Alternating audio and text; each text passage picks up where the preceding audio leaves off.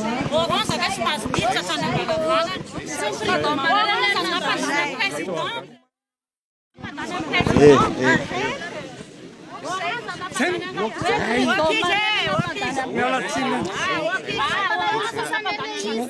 Nisy mpikambana vitsivitsy tao amin'ny Freedom zay tsy raha matoministra raha matomi manao filoham-pirenena te mifatsazo anaovanao Orange Orange nampandany an-Ratjoelina fa tsy menamena amin'ny Freedom maraiky akory ary aty amin'ny tanàna koa aty aloha azava fa député élu teto ahako ary ny team de resoko teto avekeo any ny rahanay rehetra de filohandra Ratjoelina ka io tsy resaka vetety ninina ho ataonao zany volomboasary zany aty amin'ny 5e matanjaka za tsy teny aminareo fa raha mba mpanao concours eto hoe hatrany amin'ny tsitonoana mety misy Orange zany angamba tony akanjoko tony tsy latsadasaka amin'ny premier ministre Israël vony nandrenam-pomerina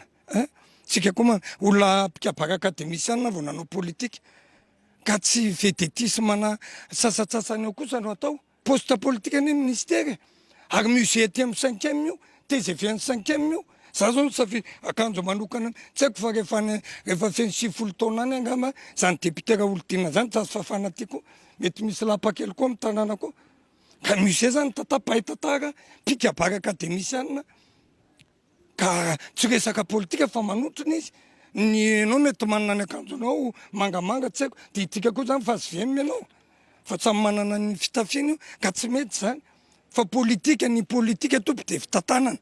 ny atao hoe politika ary olona anao politika ka tsy aka fitondrana tsy tantana de zay zao mbola anoana filohandra Ratjoelina